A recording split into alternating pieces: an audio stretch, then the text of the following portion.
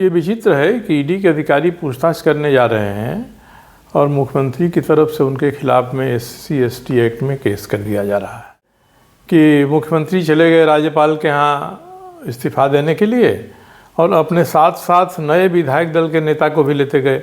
एक साथ 2 विधायक दल का नेता नहीं हो सकता। राज्यपाल ने इस बात को भांप करके जो कदम उठाया उससे थोड़ा संविधान की भी अवहेलना हुई कि करीब 48 घंटे तक यहाँ इस राज्य में कोई मुख्यमंत्री नहीं रहा। आंदोलन की मानसिकता से बाहर आकर संविधान और कानून के परिधि के अनुसार शासन चलाना है। जब तक ये बात झारखंड मुक्ति मोर्चा के नेताओं के जेहन में नहीं आएगी तब तक अच्छी सरकार यहाँ नहीं चलती। मुझे तो लगता है कि हैदराबाद जाना फिजूल का काम है, फिजूल खर्ची भी हुई है, फिजूल का काम भी है। कारण दिया जाता है कि अर्जुन मुंडा की सरकार जब बनी थी 2005 में तो हम लोग विधायकों को लेकर जयपुर गए थे। जो विधायक ले जाए गए थे उसकी अलग परिस्थिति थी और साथ ही ये केंद्र सरकार के ऊपर ये गलत आक्षेप लगाने की बात है कि वो हमारे इन लोगों को प्रभावित कर सकती है। चंपई बाबू की सरकार बहुमत नहीं साबित करेगी तो अपने ही अंतर्विरोधों के कारण नहीं साबित करेगी। मुझे तो सलाह होगी कि भारतीय जनता पार्टी को कोई प्रयास नहीं करना चाहिए कि हम विधायकों को तोड़ें। वो टूटेंगे अपने बोझ से टूटेंगे। जोहार, मैं आनंद कुमार और आप देख रहे हैं जनमन की बात। दोस्तों, पिछले 4-5 दिन से सियासत में जो चल रहा है झारखंड की सियासत में वो आपने देखा है। मुख्यमंत्री रहते हेमंत सोरेन भ्रष्टाचार के मामले में जेल जा चुके हैं और अब चंपई सोरेन की सरकार बन चुकी है। झारखंड के 37 विधायक तेलंगाना की राजधानी हैदराबाद में किसी जगह बैठे हैं। उन्हें आशंका है कि कहीं सरकार बनने के पहले खरीद फरोख्त ना हो जाए, कोई तोड़ फोड़ ना हो जाए, इसलिए विधायकों को महफूज रखा गया है। 5 और 6 फरवरी को विधानसभा का विशेष सत्र बुलाया गया है जहां चंपई सोरेन की सरकार अपना बहुमत साबित करेगी। इधर लोबिन हेम्ब्रम झारखंड मुक्ति मोर्चा छोड़ने की घोषणा कर चुके हैं। हमारे साथ सरयू राय जी हैं। 20 साल का इनका विधायिका का अनुभव है और 74 के छात्र आंदोलन से लेकर आज 2024 यानी 50 साल इनके सार्वजनिक जीवन के पूरे हो चुके हैं। लंबा अनुभव है। 2005 से झारखंड में विधायकों को जो बाहर ले जाने का सिलसिला शुरू हुआ है वो 2024 में भी जारी है। 2005 में जब अर्जुन मुंडा की सरकार बन रही थी तो एनडीए के विधायकों को जयपुर ले जाया गया था। कुछ समय के बाद जब शिबू सोरेन की सरकार बननी थी तो यूपीए के विधायकों को बेंगलोर ले जाया गया था और अब हेमंत सोरेन की सरकार रहते एक बार छत्तीसगढ़ ले जाया गया जब ऑफिस ऑफ प्रॉफिट मामले में राजभवन के पास निर्वाचन आयोग का लिफाफा आया था और अब चंपई सोरेन की सरकार बनी है तो विधायक एक बार फिर बाहर हैं। सरयू राय जी से बात करते हैं। आप इस सारे राजनीतिक जो परिदृश्य हैं इसको कैसे देखते हैं, क्योंकि आप लंबे समय से, आप मुझे लगता है जिस प्रकार शरीर में कुछ गड़बड़ी होती है तो बुखार आता है, सिर दर्द होता है, कुछ सिम्टम होते हैं, आप उन सिम्टम को भांप लेते हैं। आप हर बार, चाहे वो खाद बीज का घोटाला बिहार का हो, अलकतरा घोटाला हो, चारा घोटाला हो, या फिर यहाँ मधुपुरा के समय की बात हो, रघुवर दास के समय की बात हो, हेमंत सोरेन के समय की बात हो, आप चीज़ों को उजागर करते हैं, आप चेतावनी देते हैं, आप सलाह देते हैं और कभी लोग मानते हैं, नहीं मानते हैं और नतीजा ये हुआ कि पहले मधुपुरा जेल गए और अब झारखंड के दूसरे मुख्यमंत्री हेमंत सोरेन बन गए हैं जो भ्रष्टाचार के आरोप में जेल की यात्रा कर रहे हैं। झारखंड 24 साल का होने जा रहा है जी। राजनीति में जो परिपक्वता आनी चाहिए वो परिपक्वता दिखाई नहीं पड़ती है।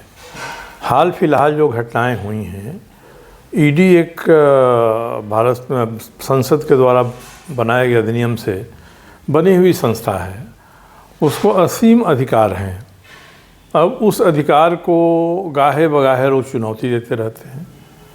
तो पहले तो ये हुआ कि ईडी बुलाती रही और मुख्यमंत्री एक बार गए और बाद में वो कहे कि हम वहाँ नहीं जाएंगे, ये असंवैधानिक है, बुलाना इनका कानून ठीक नहीं है। हाई कोर्ट, सुप्रीम कोर्ट, फिर हाई कोर्ट, फिर सुप्रीम कोर्ट। एक तरह से इसको फोरम हंटिंग कहा जाता है जी। हम समय काटने के लिए जितने भी फोरम संविधान ने बनाए हैं, जितनी संस्थाएं बनाई हैं, सबके सामने जाएं, कुछ समय वाई करें, ये चीज़ें हुई हैं। और ये विचित्र है कि ईडी के अधिकारी पूछताछ करने जा रहे हैं और मुख्यमंत्री की तरफ से उनके खिलाफ में SC/ST एक्ट में केस कर दिया जा रहा है जी। और यह भी विचित्र है कि मुख्यमंत्री चले गए राज्यपाल के यहाँ इस्तीफा देने के लिए और अपने साथ साथ नए विधायक दल के नेता को भी लेते गए। एक साथ 2 विधायक दल का नेता नहीं हो सकता है जी। राज्यपाल ने इस बात को भांप करके जो कदम उठाया उससे थोड़ा संविधान की भी अवहेलना हुई जी। कि करीब 48 घंटे तक यहाँ इस राज्य में कोई मुख्यमंत्री नहीं रहा जी। कोई संवैधानिक सत्ता नहीं रही। तो परिपक्वता आनी चाहिए और हम लोगों को ये समझना चाहिए कि जनता जिसको चुन कर भेजती है विधानसभा में उसको केवल विधायक निधि का उपयोग करने के लिए या अफसरों पर रोब दाब डालने के नहीं करती है, बल्कि राज्य के लिए नियम कानून बनाना ये प्राथमिकता विधानसभाओं की होती है। तो जब हम संविधान के मुताबिक नियम कानून बनाने के लिए अधिकृत होते हैं, चुने जाते हैं, तो हमको संविधान के प्रावधानों को भी मानना पड़ेगा। जो नियम कानून है हमें मानना पड़ेगा, जिसको नहीं मानना चाहते हैं आप उसको बदल दीजिए। अब ये विचित्र विधानसभा है कि इस विधानसभा में 1932 के खतियान के आधार पर स्थानीयता देने का विधेयक पास हुआ जी। राज्यपाल महोदय ने लौटा दिया जी। और कहा कि संविधान सम्मत नहीं है। और मुझे जहाँ तक पता है कि राज्य सरकार के विधि विभाग ने भी यही कहा था कि ये संविधान सम्मत नहीं है। जी।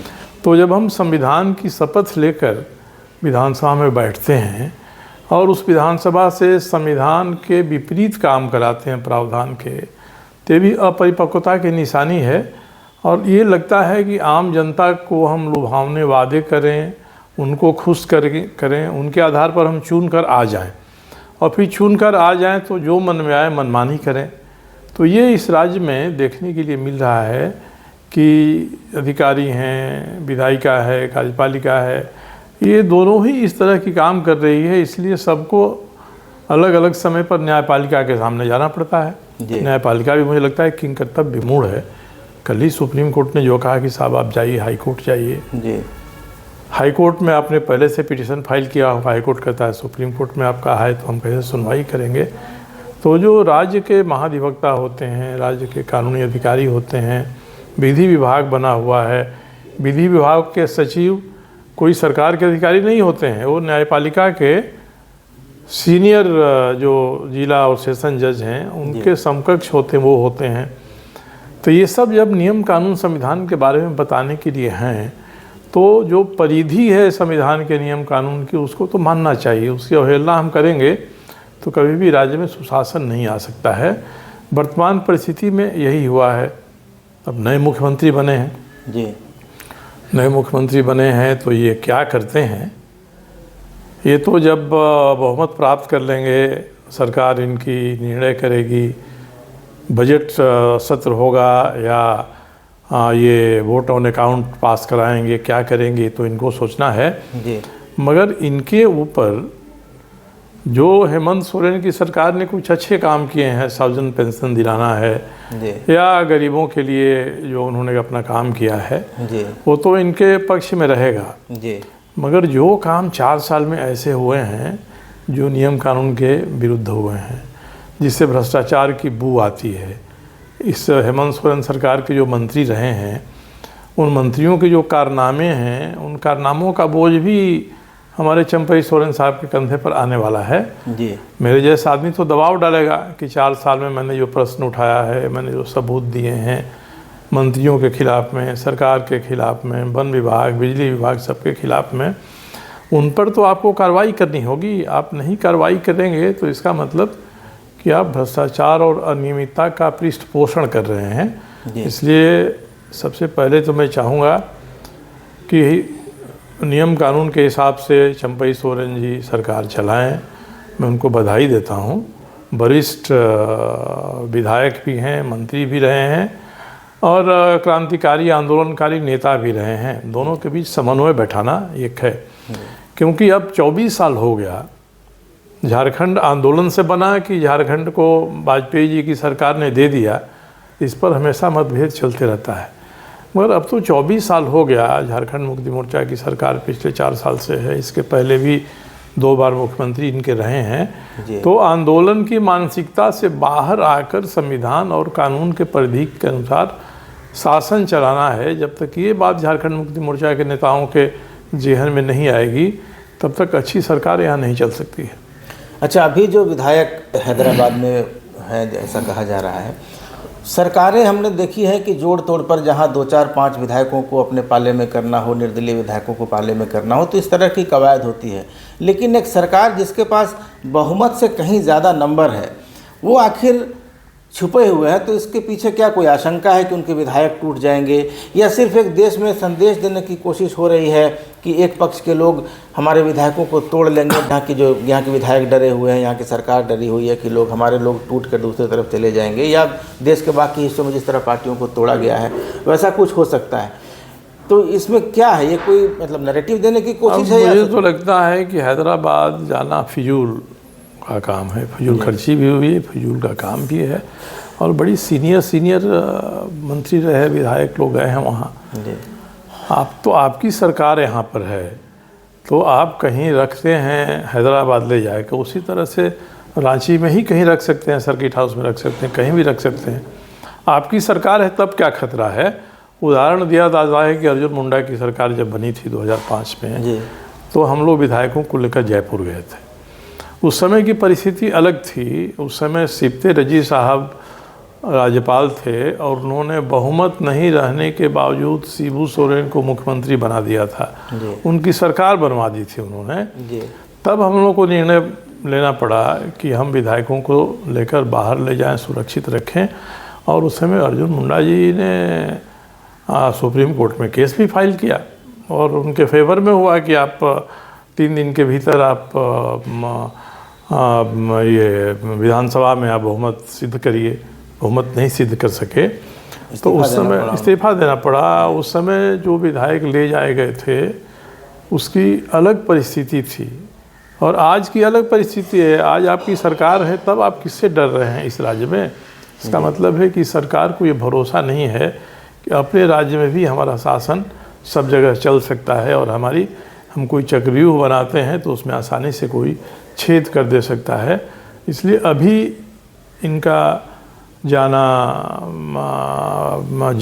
हैदराबाद या कुछ दिन पहले इनका जाना छत्तीसगढ़, ये दोनों ही अनावश्यक था, फिजूल था और आत्मविश्वास की कमी का द्योतक है ये। क्योंकि जहाँ तक संपर्क ऐसा कहा जा रहा है कि वहाँ ले जाने से आइसोलेट हो जाएंगे, कोई संपर्क नहीं कर पाएगा। सारे विधायकों के फ़ोन खुले हुए हैं, सबसे बात हो रही है सबकी, उनके लोग यहाँ झारखंड में हैं, उनका परिवार है, उनके जो लोग हैं, तो ऐसा तो नहीं है कि अगर नहीं उनके फ़ोन खुले हुए हैं। सब लोग हैदराबाद में सैर कर रहे हैं, चार मीनार से लेके और कई जगह हैं जहाँ वो जा रहे हैं। हो सकता है कि रामोजी फिल्म सिटी भी देखने के लिए जाएँ, मार्केटिंग कर रहे हैं, तो उनको वहाँ रहने का अब क्या औचित्य है? जब विधानसभा की तिथि घोषित हो गई 5 तारीख, तो अब तो उनको लौट आना चाहिए और लौट के अपने घरों में रहें। वो घर में नहीं रहेंगे तब भी तो जिसको संपर्क करना होगा उनके घर से संपर्क करेगा। इसलिए ये राज्य की प्रतिष्ठा को धूमिल करने वाली स्थिति है और साथ ही ये केंद्र सरकार के ऊपर ये गलत आक्षेप लगाने की बात है कि वो हमारे इन लोगों को प्रभावित कर सकती हैं। तो हैदराबाद में तो भारतीय जनता पार्टी का झारखंड से बहुत मजबूत और बेहतर संगठन है, समर्थकों की संख्या भी काफ़ी है। ऐसा नहीं कि ये बैठे रहेंगे, ये देखिएगा अपना फेसबुक पर और इस पर भेजेंगे ये कहाँ घूम रहे हैं और कहाँ ऐसा कर रहे हैं। जी, लेकिन आपको क्या लगा, आप तो फिलहाल निर्दलीय विधायक हैं, तो जो फ्लोर पर जो चंपई सोरेन सरकार जाएगी, आपको क्या लगता है? मेरे पास सूचना आ रही है कि कांग्रेस के कुछ विधायक भाजपा के संपर्क में हैं। झारखंड मुक्ति मोर्चा के कुछ विधायकों के बारे में कहा जा रहा है कि वे असंतुष्ट हैं, इनमें सीता सोरेन भी हैं। लोबिन हेम्ब्रम तो खुलेआम कह चुके कि पार्टी छोड़ देंगे। दो विधायक और हैं, चमरा लिंडा और सोनाराम सिंकू, जो नहीं गए हैं। सोनाराम सिंकू तो कांग्रेस के हैं। तो क्या आपको लगता है कि एक और इसमें मुद्दा आएगा कि मंत्रियों का, क्योंकि जो पहले हेमंत सोरेन सरकार में मंत्री रह चुके हैं और जो विधायक मंत्री नहीं बन पाए, जिनके अंदर महत्वाकांक्षा है, तो क्या भाजपा कोई प्रयास करेगी या इन मंत्री बनने की जो होड़ मचेगी उसको लेकर चंपई सोरेन को दिक्कत आएगी इन लोगों को मैनेज करने में और बहुमत साबित करने में? देखिए, चंपई बाबू की सरकार बहुमत नहीं साबित करेगी तो अपने ही अंतर्विरोधों के कारण नहीं साबित करेगी। मुझे तो सलाह होगी कि भारतीय जनता पार्टी को कोई प्रयास नहीं करना चाहिए कि हम विधायकों को तोड़ें। वो टूटेंगे, अपने बोझ से टूटेंगे। रणनीति यही हो सकती है कि अगर ये सरकार गिर जाएगी तो स्पीकर जो निर्णय देंगे उस निर्णय को प्रभावी हुए बिना, बहुमत की कोई सरकार होती है तो राज्यपाल फिर से उसको सरकार बनवा दे सकते हैं और स्पीकर को हटाने की बात हो सकती है जी। इसलिए जितना राजनीतिक रणनीति तय करनी है, विपक्ष के नाते भारतीय जनता पार्टी को तो पीछे नहीं रहना चाहिए जी। मगर ये भी देखना चाहिए कि हम सीमा मर्यादा के बाहर नहीं जाएं। पहले भी कहा जाता था कि भारतीय जनता पार्टी की ओर से या किसी की ओर से कई विधायकों को पहले ही कुछ एडवांस मिल चुका है, तो जिनको एडवांस मिला होगा उनसे संपर्क करने में इनको आसानी होगी जी। मगर मुझे लगता है कि जो विधायक टूटेंगे कांग्रेस से, वो इस सरकार में अपना भविष्य नहीं देखते हुए और ये सरकार उनको अगला चुनाव नहीं जिता सकती है, इस राजनीतिक कारण से टूटेंगे। लोभ और लालच की कोई बात मुझे लगता है कि विधायकों के ऊपर इस पर प्रभावी नहीं होगी और भारतीय जनता पार्टी को भी इस तरह की कार्रवाई करने के बदले में जो परिस्थितियां हैं, परिस्थितिजन्य कारणों से ही हो सकता है कि ये सरकार बहुमत नहीं प्राप्त करे। राज्यपाल की भूमिका की काफ़ी चर्चा हो रही थी जब सरकार करीब 26-27 घंटे नहीं थी झारखंड में, तो आपको क्या लगता है राज्यपाल की भूमिका इसमें क्या रही? राज्यपाल ने अपना काम किया जो उनको दायित्व मिला था, या इसमें कुछ आशंकाएं जो सत्ता पक्ष की ओर से जाहिर की जा रही थी उनमें कुछ आपको दम लगा या नहीं लगा? देखिए, राज्यपाल से एक ही चूक हुई जी कि हेमंत सोरेन का इस्तीफ़ा उन्होंने तुरंत स्वीकार कर लिया, मगर वे कार्यवाहक मुख्यमंत्री रहे, इस तरह की घोषणा उन्होंने नहीं की। ये वो घोषणा कर दिए होते तो कोई संकट नहीं होता। अब एक मुख्यमंत्री ने इस्तीफ़ा दे दिया और कोई दूसरा मुख्यमंत्री बना नहीं, तो बीच का जो गैप था, ये गैप हमेशा के लिए याद किया जाएगा कि संविधान में जो प्रावधान हैं उन प्रावधानों का पालन नहीं हो पाया। मगर राज्यपाल महोदय की नीयत ठीक थी जी। हो सकता है कि उन्होंने सोचा हो कि जब ये जेल चले गए मुख्यमंत्री तो इनको इस्तीफ़ा इनका हम मंजूर कर लें। तुरंत उनको विकल्प में जो दावेदारी कर रहे हैं उनको निमंत्रण दे देना चाहिए था। ये हुआ होता तो कहीं भी कोई संवैधानिक प्रक्रिया में चूक नहीं हुई होती।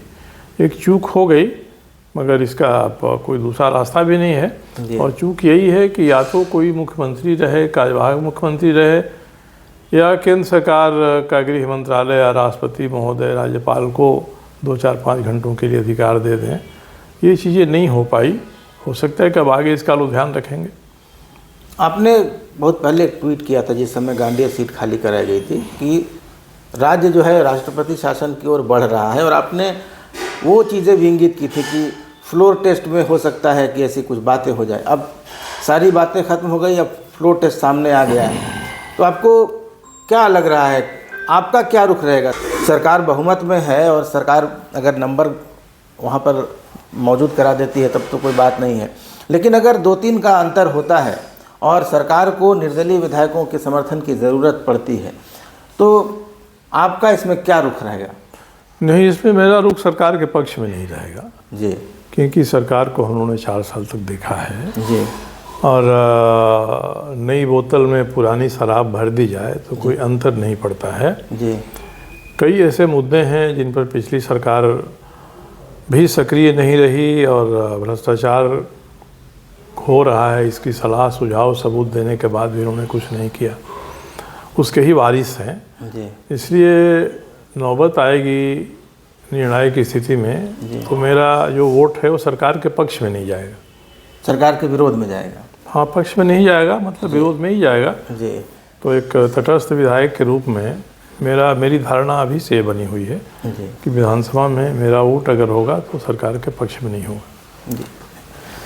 तो आपने सुन लिया, सरयू राय जी की बातें सुन ली और ये भी सुन लिया कि अगर निर्दलीय विधायकों के निर्णायक वोट की अगर ज़रूरत पड़ेगी, समय आएगा, तो सरयू राय सरकार के पक्ष में वोट नहीं करेंगे। और इसका कारण यही है कि पिछली सरकार के समय से जो भ्रष्टाचार के मुद्दे वे उठाते आए हैं, उनकी ओर ध्यान दिलाते आए हैं, उसमें इस सरकार की तरफ से भी कोई निर्णायक पहल नहीं की गई, तो निर्णायक स्थिति अगर आएगी तो सरयू राय सरकार के समर्थन में नहीं खड़े दिखाई देंगे।